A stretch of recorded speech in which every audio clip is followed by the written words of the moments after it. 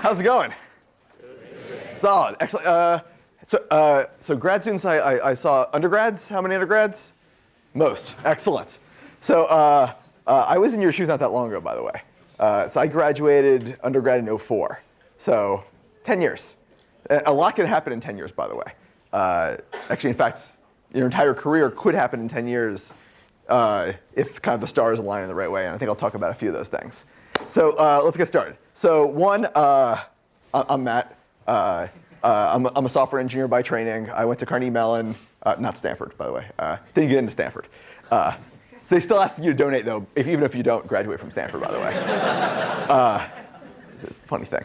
That said, it's great to be here. And I'll tell you a little bit about myself, kind of how I got here, a little about Nest, and kind of what's gotten really hard as we've grown, and a little bit about kind of what's coming ahead, like a little bit about the future.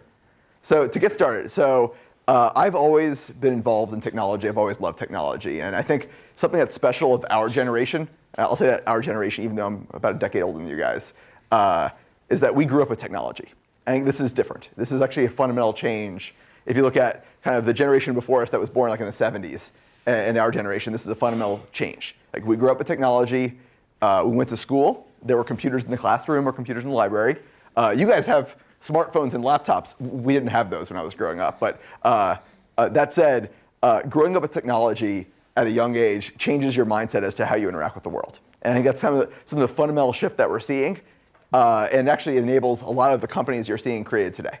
So I'll touch on a little bit of that more. So growing up with technology, I had my first computer at like age 3, a Mac Plus, one of these beige Macintoshes that you see kind of in the old photos in the museums these days. But I actually grew up with one of those, and I loved it. Even at a really, really young age 5, I wanted to work at Apple. It was kind of my dream job, but I've always wanted to do my entire career. And I had that in mind, actually, as I went into school, as I kind of learned, even as a kind of teenager, I volunteered at in the technology classes and the computer club to help them set up their networks and all those kind of things, and loved it.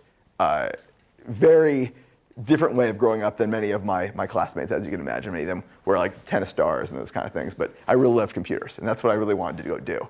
But then in high school, I had this opportunity to start a robotics club. How many of you guys know about FIRST Robotics? How many of you guys did FIRST Robotics when you were in high school?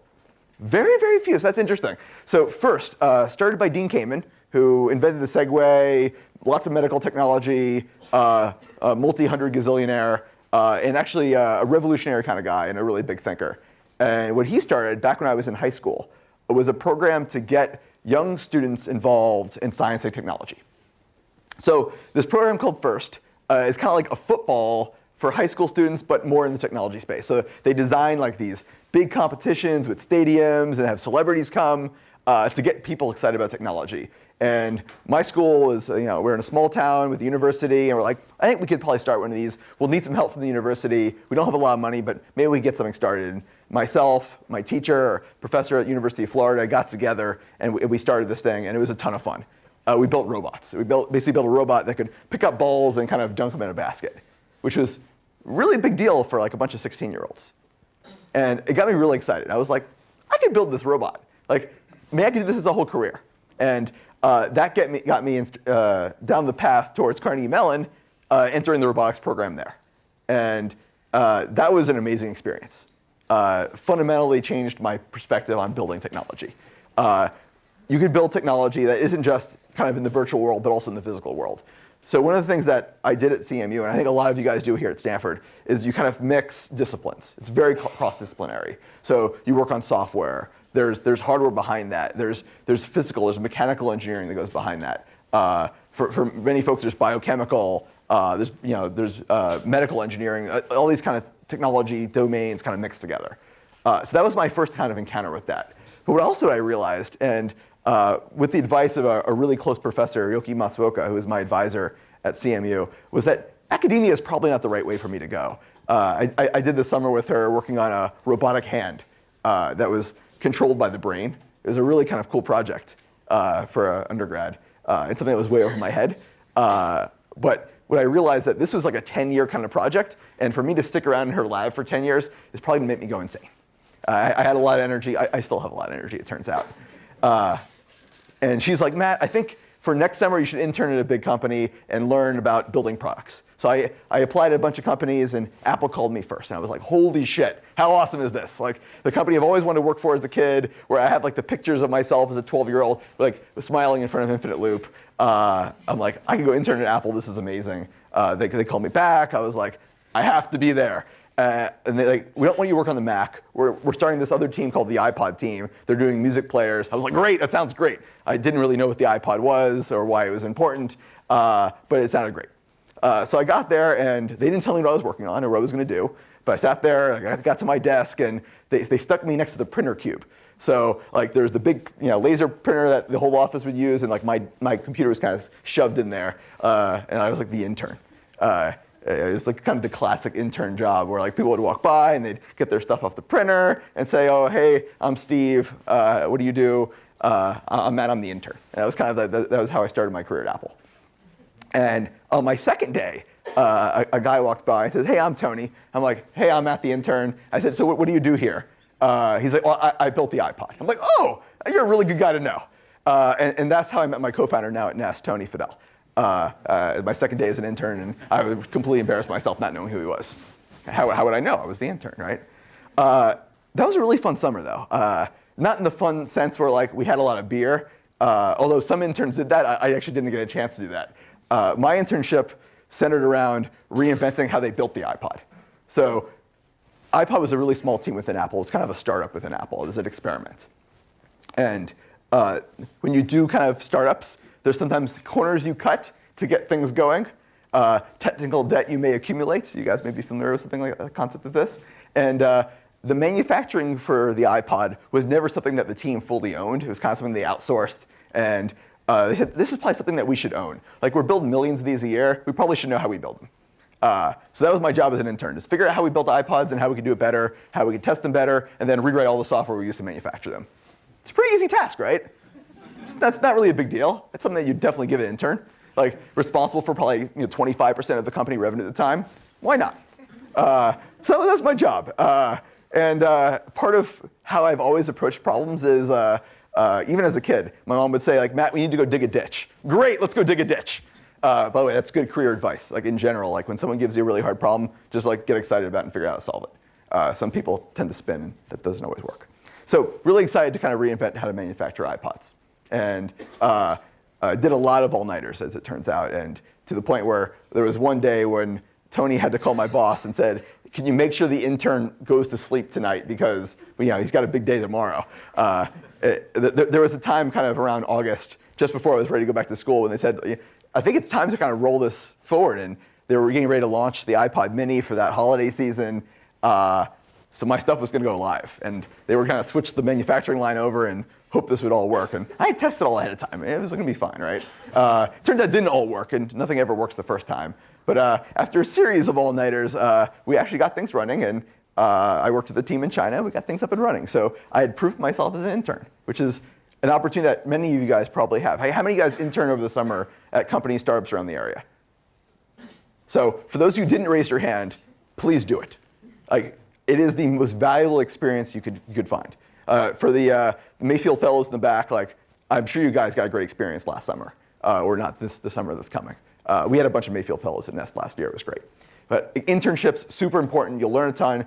You'll get a feeling for what it's like to have like basically life in the real world. And that's not just in the cliche sense, but also like to get a feel of working within a company. Really important.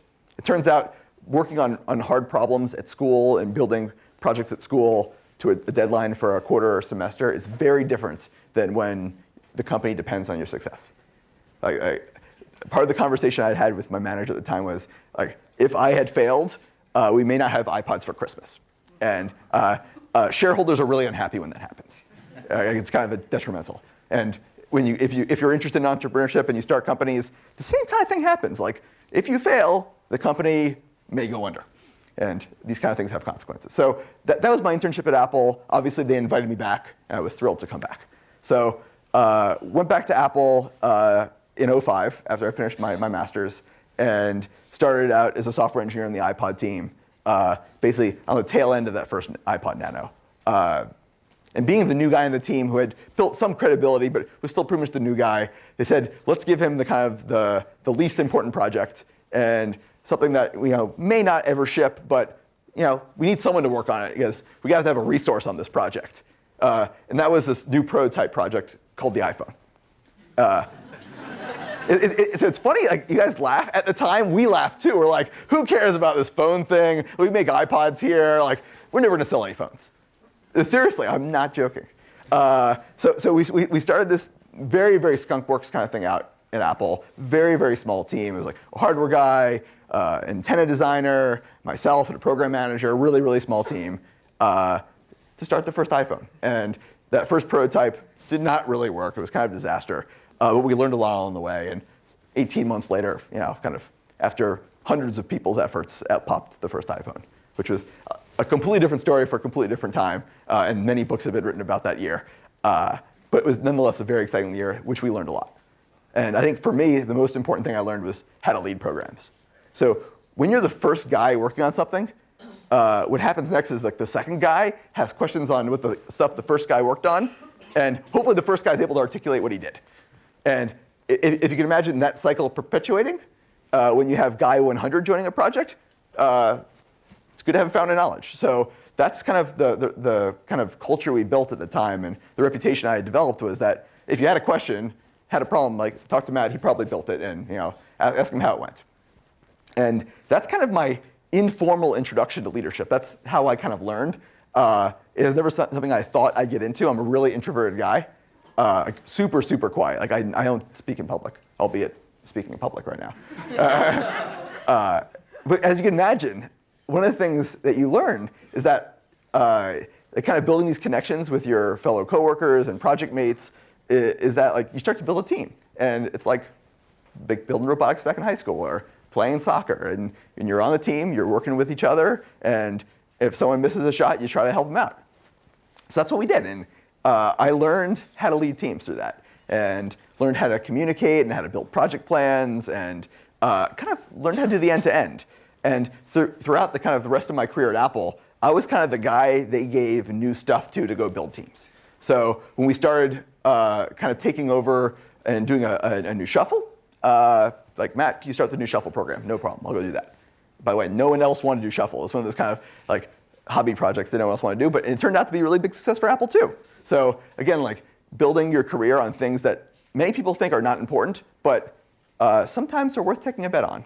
There's a couple other things like that too, like manufacturing. Like manufacturing is not like the glory work of Apple, as you can imagine. Like the UI work and the industrial design is kind of the big sexy stuff, but it turns out manufacturing is really important, and you can learn how things are made that way and build a whole career out of it, which I kind of did actually.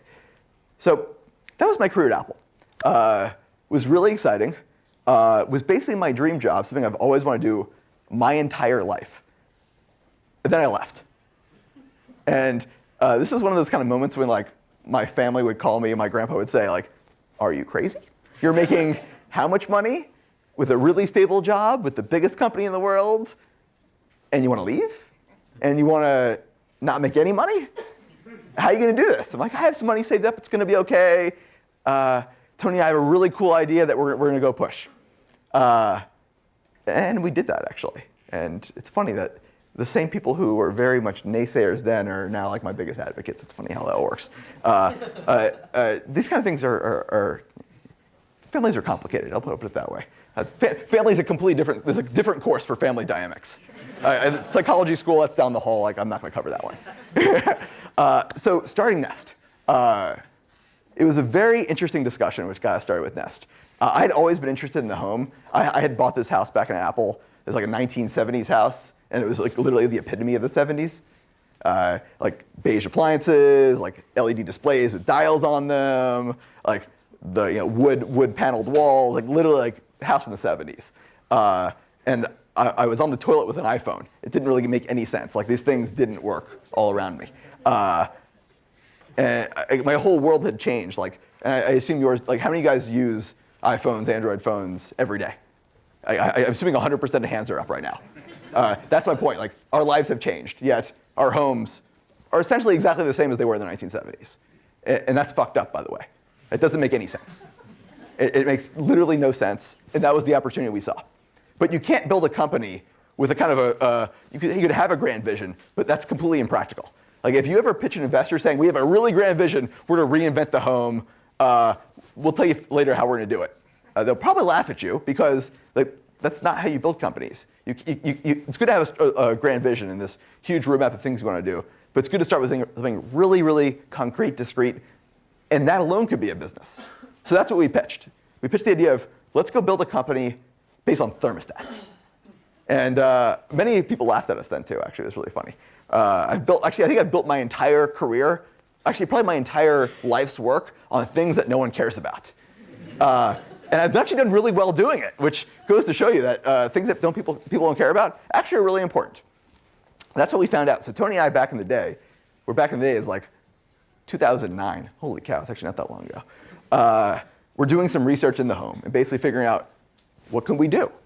He had building a home, I had a home, we looked at all these products, and it turns out that heating and cooling are half of home's energy. And yet, everyone knows what products exist there. They do now that we've kind of brought this to people's attention. But back when we started the company, no one was aware of how much energy was going into their heating and cooling. It's like kind of $1,000 per household per year. That's kind of mass scale. If you think about large problems, things that should keep governments up at night, home HVAC is probably not one of them, but should actually. That's more than all the solar plants in the US, probably the worldwide combined. It's more than all the nuclear power plants in the US produce. It's kind of that level scale. But yeah, no one was really paying attention to it. But we realized that we could build a company just doing that. And given that company, we could then build a platform to do more. That was the whole premise. It was actually really simple. And that's what we went to go do. So the two of us got started early 2010 and started calling our buddies, like the people we had built relationships with back in all those teams in previous years. For me, that was the guys I built the iPod with, the guys I built the iPhone with. That professor who convinced me not to go to academia, she joined the team. Be friends with your professors. They may come in handy later. Tony called his buddies, so guys he'd worked with at General Magic, kind of the iPhone of 20 years ago, that no one has ever heard of, but was actually a really kind of great hub of technology. And we got this team together of some really, really smart, motivated folks who actually took no salary. Like they believed in us. They believed that we could build a company doing thermostats.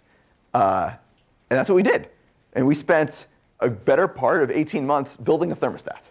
And when Jose, who runs our recruiting team, and I would go out and meet candidates, at this point, all candidates were people we knew. And we're like, we want you to quit your job running the iPhone team to go build a thermostat with us. And most of them were like, you're crazy. But some did not think we were crazy. Like, I could see this. Energy savings, hundreds of millions of homes. This could be a big business opportunity. And a lot of people joined. So that first year, we hired about 70 people. And that's a lot for a startup. It turns out doing kind of the end-to-end in technology is really complicated. So we realized that in order to do this well, we had to do the end-to-end. This is something we learned at Apple. Apple does this really well. They have the iPod, they have iTunes, and they have this music store. And when the three work together, it creates an ecosystem, locks people in, at the same time, creates a great user experience. It's kind of the best of both worlds. Users win, company wins. It's kind of the best way. Did the same thing with the iPhone. iPhone, App Store, app ecosystem. It's freaking great.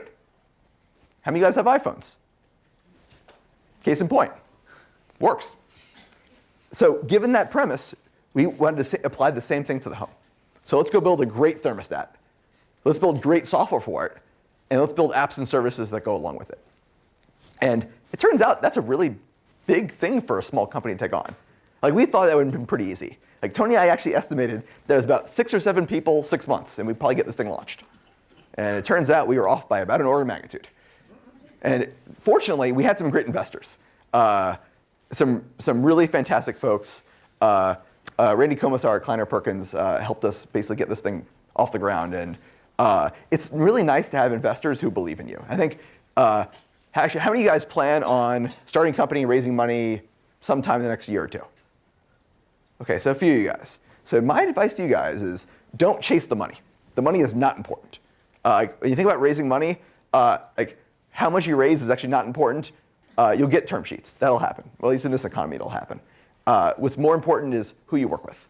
And we were really fortunate that we worked with a partner who believed in us, who would work with us, and honestly would do anything to support us.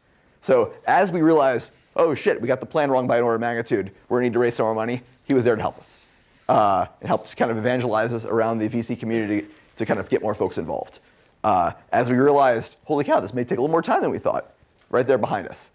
And as we needed to scale, to go from 30 people to 70 people to 300 people, we had a partner who was there with us. It was really nice.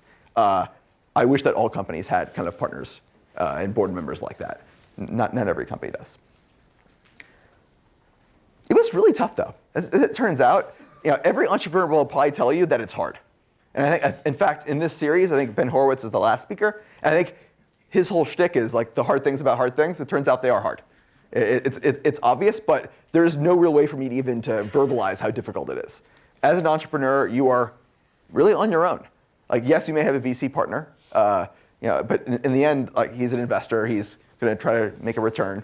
Fortunately, Randy was not one of those kind of guys, but in fact, most entrepreneurs, have VCs who are out to make a return. I had one co-founder. The two of us were literally on our own. Fortunately, we were really close. Like, we call each other every morning. We still do. Like, every morning at 8:30, we get on the phone with each other on our way to work, and we talk about the things that are happening in our day. At the end of the day, we usually call each other on the way home and how did the day go and what kind of things do we need to work on next. But really, like, you're very much alone. Your early employees, your team, they're with you. But being an entrepreneur is a very lonely place. And you may hear this from other entrepreneurs. It's very difficult. Like, things will go wrong. In fact, everything went wrong for us. And to the outside world, it looks awesome. We've done a great job getting this company launched, building momentum with our marketing, with our sales, with our product. But in fact, everything went wrong. Our initial plan was completely wrong. We had to rework that. Our launch plan, we were to launch in Best Buy retail. That was our plan. Like, build a product, put it online, put it in Best Buy retail, it's gonna be great.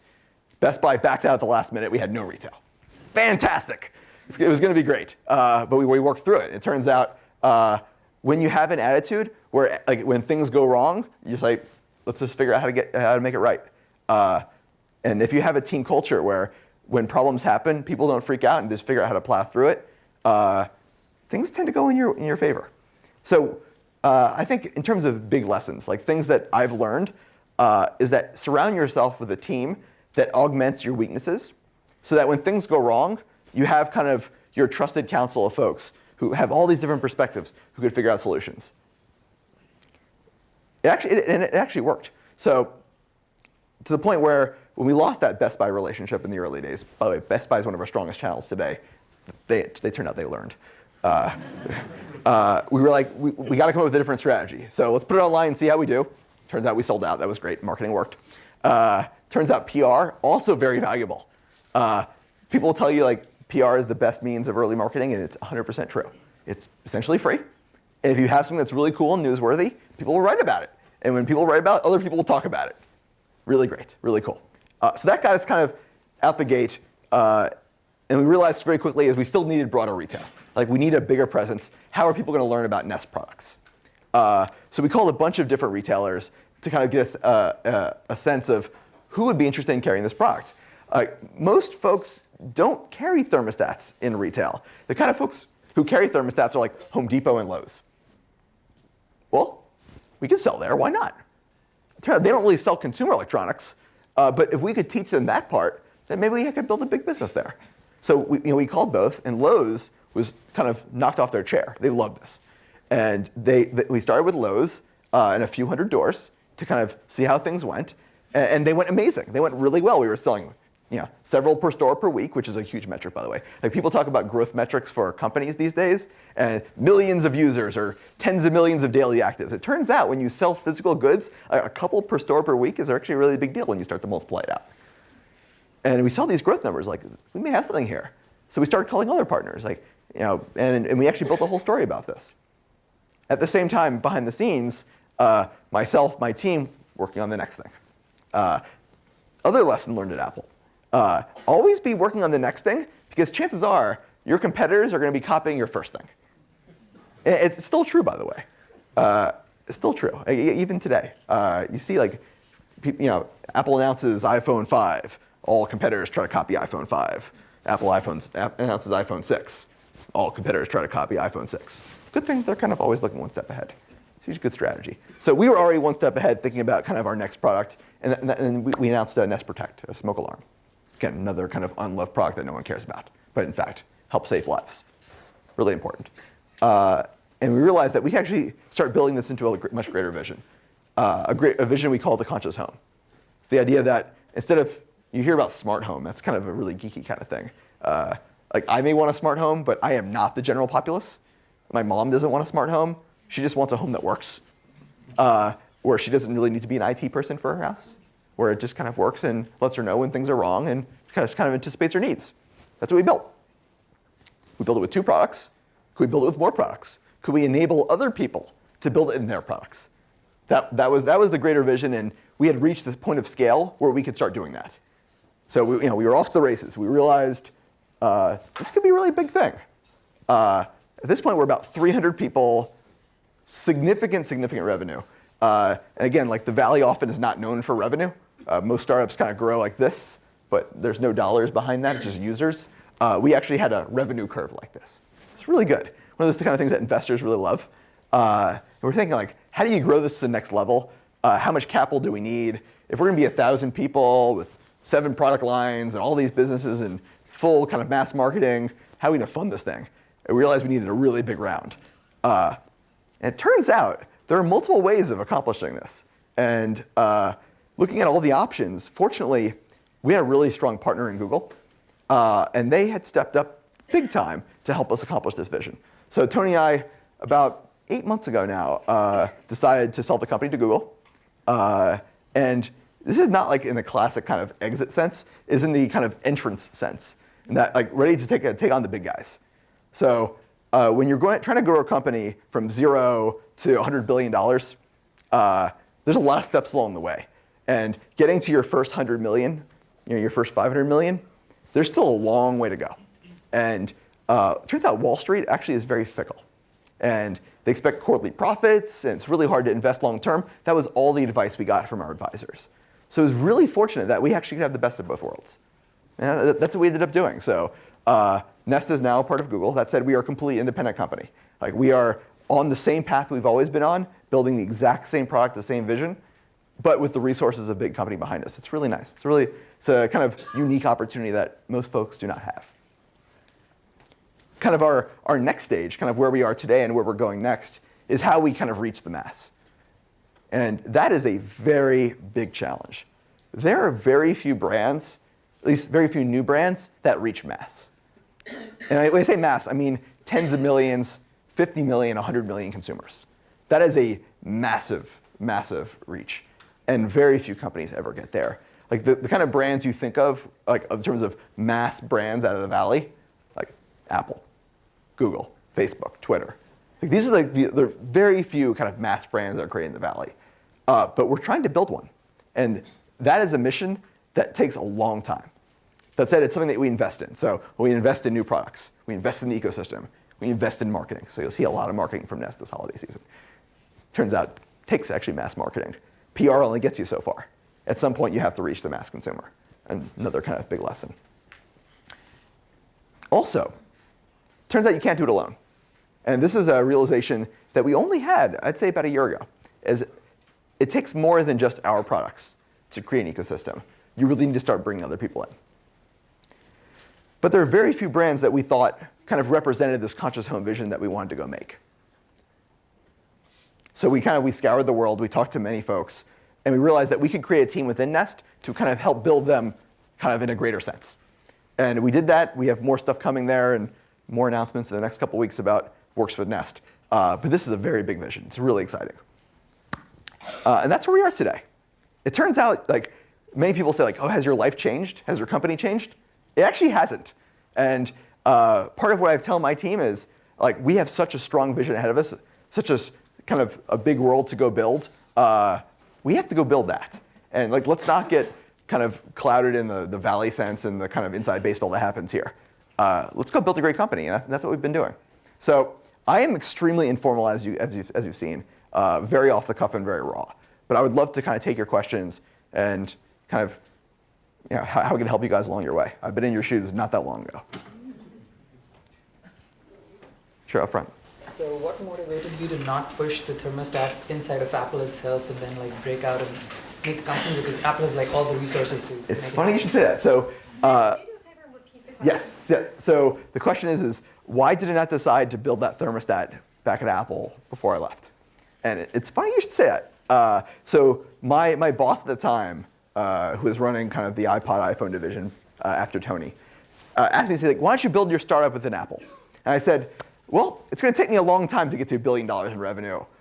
How much patience is Apple going to have to get to $1 billion? It turns out when you're making $50 billion a year, like a $10 million kind of project doesn't really get them excited. And this is something that kind of represents the inertia of big companies. And it's something that I think keeps a lot of CEOs and boards up at night. And in all my conversations I've had with senior leadership at Google, it's something that's very different about Google. Investing in new things that may never pan out is not something that big companies do very often, which is why we had to do it on our own. There was really no way we could have done it within Apple. Even now, thermostats may never be a $10 billion business. But it was definitely a key business that we saw to go build, to then go build the next big thing, to kind of build it into something bigger. But that would have been very difficult to do within Apple. To move the needle would have been almost impossible.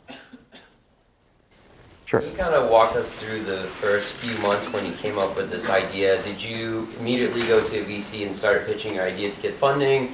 Were you working in a garage somewhere on your own with Tony? Or can you kind of walk us through that? So the question is that, describe the first few months of Nest and kind of coming up with the idea through kind of the early days. So the early days of Nest were actually really unglamorous, I'd put it that way. So Tony and I met at Madeira at Rosewood for lunch, kind of between his house and my office at the time. And we kind of had our big brainstorm, like, this is something we should probably investigate, something we should definitely look at. And actually we spent 6 months investigating and looking. So very unglamorous. Like, we did like lots of late night Skype calls. We would hole ourselves in kind of walled conference rooms in friends' companies and just brainstorm and do whiteboarding and do internet research and cold call experts. Which is a really funny thing, like hearing so Tony Fadell, guy who invented the iPod, now CEO of Nest, like cold calling experts at the EPA, is like, hey, I have some questions about thermostat industry. And people actually asked and answered. It was great. But it was really unglamorous. We did a lot of market research. We really wanted to kind of get it right before we said go, and before we started calling friends to hire them, and before we called VCs to raise money. It was about 6 months later we realized business is there. This is definitely a business opportunity. We could make a better product. It was clear, like with our talents, with our skills, with our network, the products would be better, for sure. That we could make a difference, and that we could make a big enough difference. That was kind of our key metrics, and we could do it in a reasonable enough time. This is not something that would take 3 or 4 years to get the first product done. And once we had that, then we started pitching first employees. And we hired about 10, 12 folks in that early days to kind of build sketch prototypes, prototype UI, first industrial design, build the first prototype, early software, first app. And at that point, we realized we had enough meat on the bones. We probably could talk to some investors. But we had by the time we talked to our first investor, we had full business plan. We had our go-to-market, which completely changed, by the way. Plans do change. The key is just to have a plan, a guiding force to push the team. That said, plans change. They guarantee you they will. No one gets their plan right in the first try. But yeah, that's kind of the early days were completely unglamorous. We actually started the company in a garage. So Palo Alto real estate's really expensive, as you guys are probably aware of. And given that we didn't raise money and couldn't pay our employees, we just basically worked out of a garage. And it was an amazing experience. If you ever have the opportunity to start a company garage, do it. It is amazing. We actually name our conference rooms in our now glorious campus down the street after some of the kind of funny things we did in the garage, like no squirrels, because squirrels would run in the garage. Seriously, there's a conference room called No Squirrels because we used to have squirrels in the garage. Yeah, early days, super unglamorous, but really, really critical. You want to make sure that you believe in what you're doing. And that, because if you don't believe, if you're not all in, if you're not a zealot for your cause, then for sure your first employees aren't going to believe you. And for sure you're not going to be able to convince an investor. You have to have the whole picture. Other questions? In the back. Yeah, how did you think about crafting the culture at Nest? Were there elements of Apple's culture that you tried to emulate or do differently when you started scaling quickly? So how did we think about crafting the culture? Did we emulate Apple or did we do things differently? A little bit of both, actually. So it was a very intentional process. So Apple did a lot of things really well, and they still do. Design, best in the industry, hands down, right? They do. I think so. They certainly do very well. Deep technological integration. Thinking about the end-to-end, they do that really well. Marketing, they do really well. Team culture, we wanted to change some things.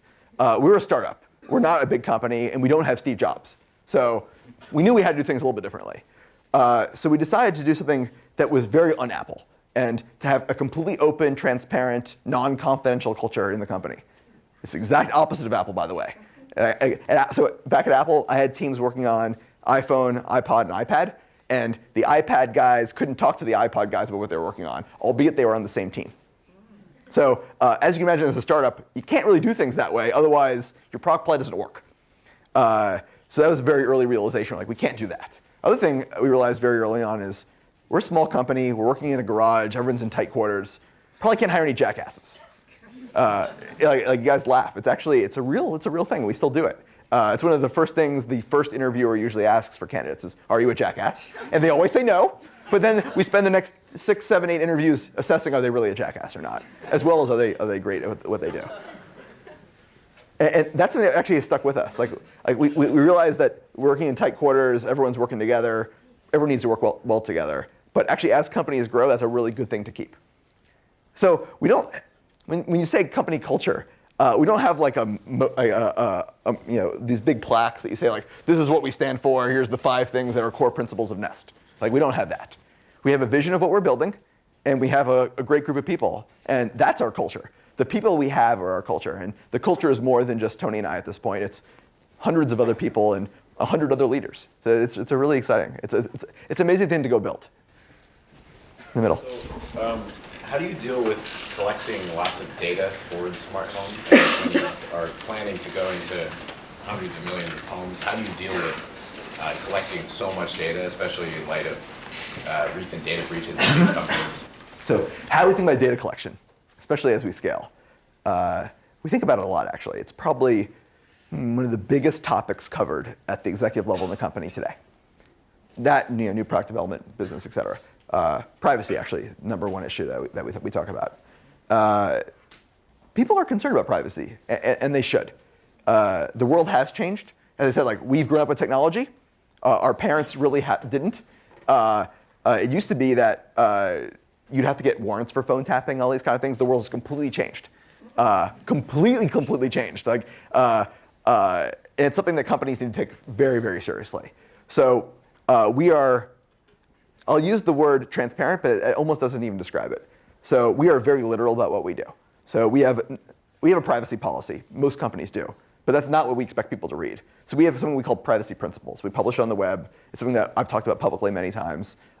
Guiding principles that guide basically how we do development and how we do our work and how we establish trust with the user.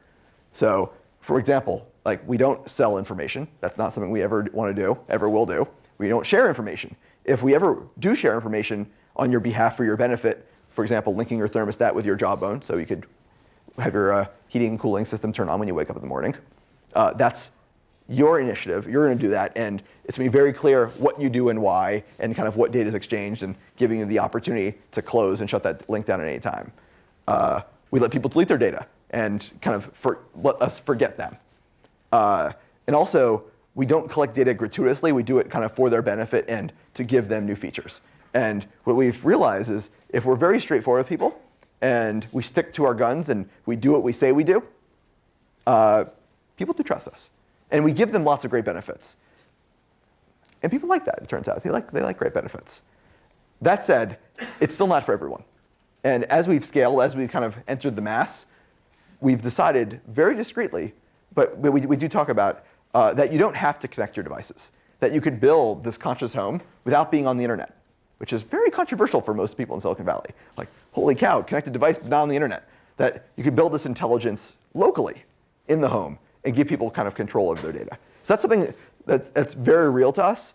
That said, is always on our minds. And I think as you guys build companies or work at companies, it's something that you should think about too. And most companies, it's not on top of mind, but really should be. And I think it's Nest's opportunity as the leader in our space to kind of lead the charge here. In the back.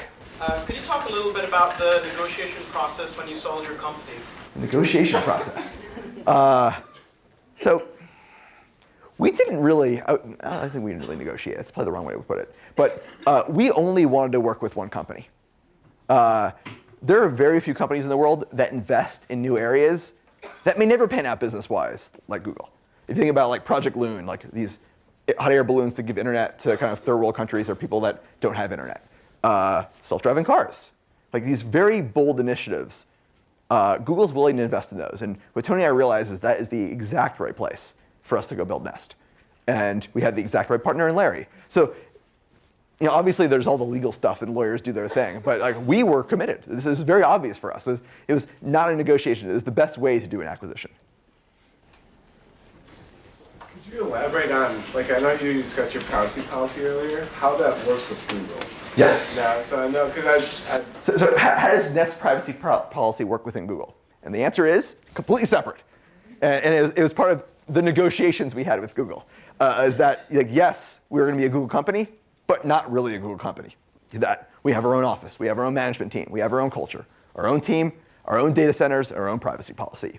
And they agreed. It's the right thing to do. Like, people's home is their private place. They should be able to keep that separate from their Google accounts. So we do. That's it. Like, there may be cool integrations we could do, or some, there's things like Google Now. Like, as you're driving home, your house could kind of heat up on your way. But that's going to be your opt-in, something that you want to do. And you'll go to google.com/nest and say, I want to link my accounts, and this is what's going to happen. And I always hit unlink. It was something that we had top of mind, and something that we've always had top of mind. And that's one of the reasons why we're able to do the great things we do. Like, if we did Nest again within a big company, kind of fully integrated, we may actually not move as fast as we are now. Other questions? In the back. You talk about the importance of a startup working on its second or always the next product. Can you talk about why you chose the smoke detector and how that fit into how that makes sense as the next sort of bowling pin in the strategy of the conscious home? Okay. So questions about why smoke detector and why work on a second product? Like why not iterate on the first? And I'll answer the second question first. We actually did iterate a lot on the first. And immediately after launching, the first thing we did was get on the phone with kind of customers, or kind of early customers, early adopters, hear what they're calling our call center about, what they're sending emails about, and fix kind of any issues they had. Before you scale, you want to make sure you're getting ahead of those. And we even actually built a second thermostat immediately after launching the first one. We realized, there's some things we can do better here. We got some customer feedback here. We should definitely iterate and fix there. But at the same time, we realized that in order to grow the business in the way we wanted to, we wanted to enter another vertical. And the way we picked smoke alarms is actually very much how we picked thermostats. So overlooked product, everyone's got one. We can make a difference, and we have the skills to make a difference. So we looked at kind of many products in the home. Turns out, number one cause of fire death, like why people die in fires at home, is because they have smoke alarms, but the batteries are dead, or they took the batteries out. Like that's retarded. Like that is a basic user experience issue. Like these things beep in the middle of the night, they're annoying. People hit them with a hammer or take the batteries out, and then they die. It's a really serious issue, and that's why we built the product. That's the whole point. That's why we did it. Why we built it? It was really that basic principle. It was that easy. Everyone's got one. They're frustrated with them. We could do a better job. That's really how we did it. Other questions? All right. So did you always want to be an entrepreneur, and then after working at Apple? Did I always want to be an entrepreneur? I actually never wanted to be an entrepreneur. From age 5, I wanted to work at Apple. And even when I was 5, Apple was a big company.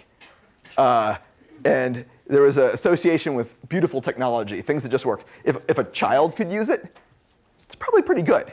And that was something that always intrigued me, is building things that were really easy to use that a child could use. And I've always wanted to work at Apple, and still have a ton of respect for the company and a ton of respect for the team there. But what I learned at Apple is that you could apply that same ethos, that same methodology, the same way of building things to other things. I think that's what we've done at Nest. So I actually never wanted to be an entrepreneur, but I think some of the same skills it takes to build products, to build teams, are the same skills to build companies. Where and how did you learn how to do market research? How did I learn how to do market research? Google. Not at Google, but using Google. It actually, I'm serious. Most of the early research Tony and I did was like we would Google like, thermostat market and like see what follow links there, and we say, oh, this is an expert. This guy at the EPA who did Energy Star for thermostats. We probably should call that guy. So we called that guy, asked him what he knew, and hey, is there anybody else we should probably talk to that you know? And he referred us to this guy at Berkeley who did thermostat research, and we talked to that guy. And he referred us to some guy in Southern California. We called that guy, and we started building our network and learning about industry. And it's much like you'd probably do research for a project at Stanford. Like you don't go to the library. You start calling people. You start, basically doing the rounds. I think a lot of people have talked about the user experience on your products and the design aspects. Beyond sort of you and Tony, is that something you explicitly hired for, or something maybe you structured your teams in order to optimize? How did you create? So how do you create great user experience? It actually is all about people. And yes, like Tony and I have a great user experience background. We built great stuff at Apple. But at our scale today, we are the final editors of when a product ships. We have a whole team of folks doing user experience today in industrial design and user interface design. We hire folks. We hire the whole spectrum. We hire things from people who are new college grads and actually people who didn't even go to college, to people who are very seasoned. And what we look for is empathy, people who appreciate what users have gone through and can get themselves in a user's mind. It turns out when you build a product for yourself, it's not always the right product. And not everybody is a 30-year-old male who lives in Silicon Valley. So it's actually really important. Many people get this wrong. Build a product for your consumers and understand who they are. So we actually know who our consumers are. We actually have we call it 8 profiles of people, like different families, different demographics, different age groups, children, no children, retiree, still working, big house, small house. And we put ourselves in their minds and in their lives and figure out what they need. And that's how our user experience is done. It's really actually, it's very empathetic. And then we hire great graphic and visual designers to kind of make that a reality. I think it's a little different than many companies do user interface design. How did you find your venture capital? I mean, if I want to become an entrepreneur, do I enter the market with a lot of my own money, or? How did we approach venture capital, and did we put a lot of our own money in? So yes, we did actually put a lot of our own money in. Not only our own sweat equity, and that no one got paid in the early days, but Tony and I basically funded the company for the first 7-8 months. Basically first year, actually. Fortunately, we were able to do that. We did okay at Apple.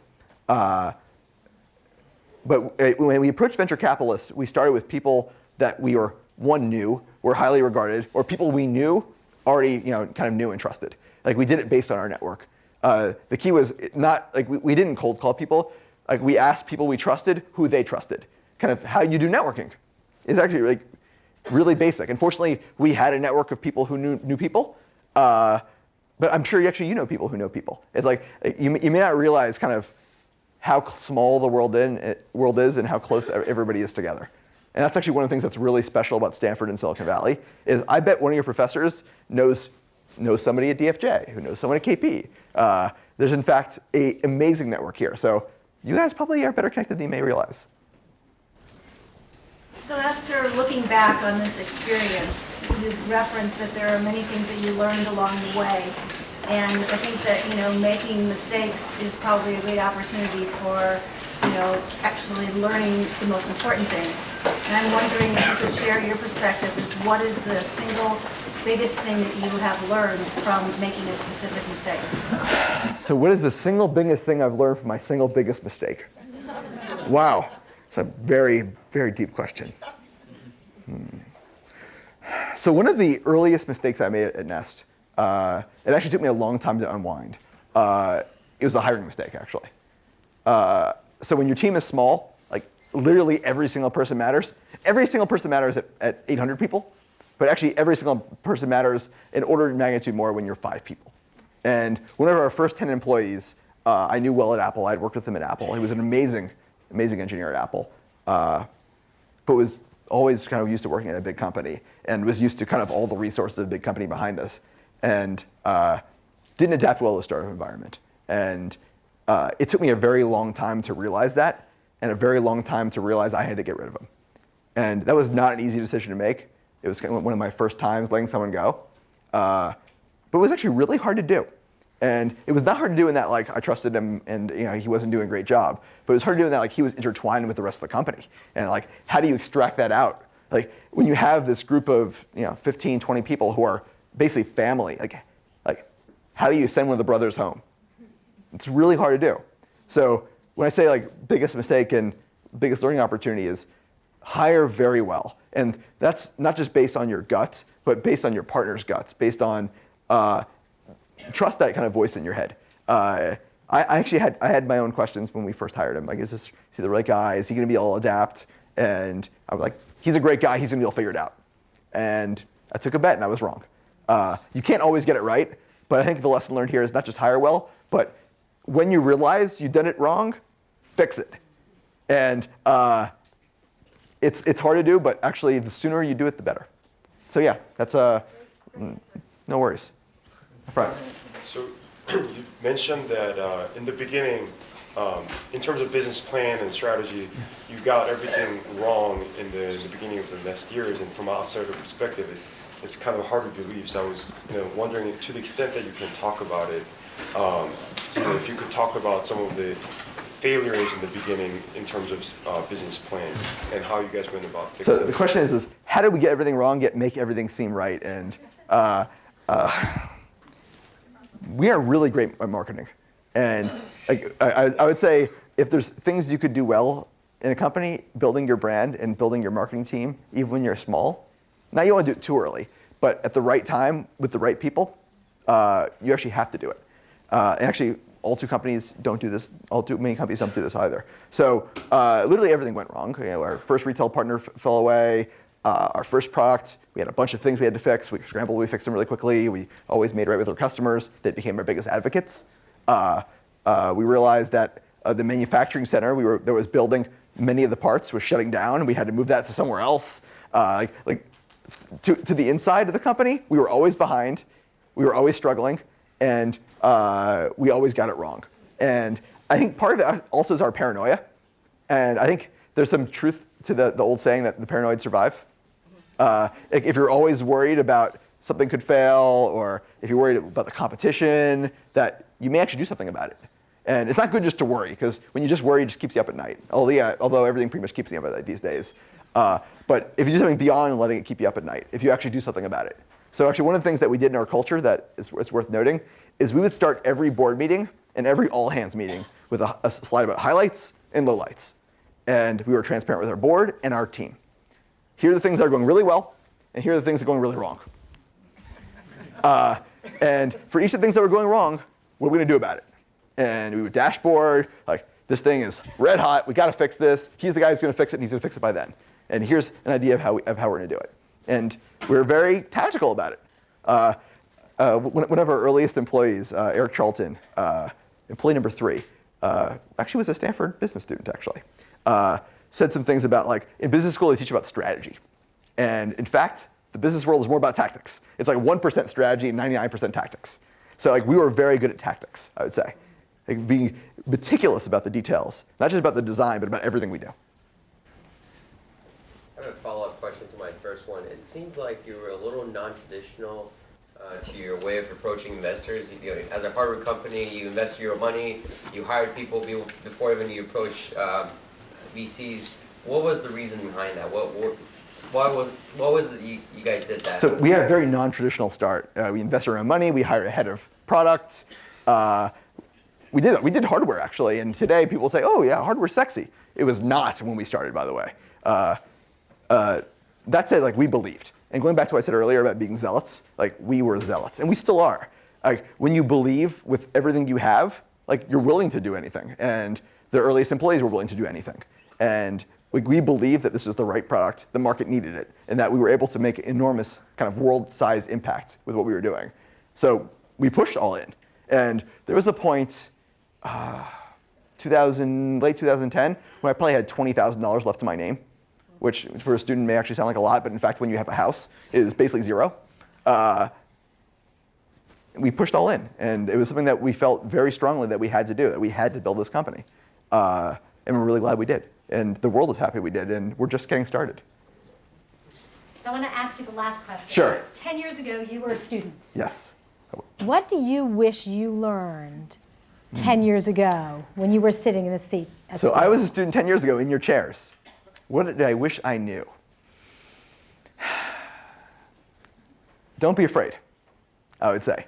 So one of the things that you learn, especially as an engineering student, is actually it's important to take, to not to take risks, to think ahead. It's part of like what makes engineers great, is like kind of that deep detailing. Like you're worried about this, like we can't take risks. We may create a bug, or we shouldn't push that new release out. It may disrupt the customers.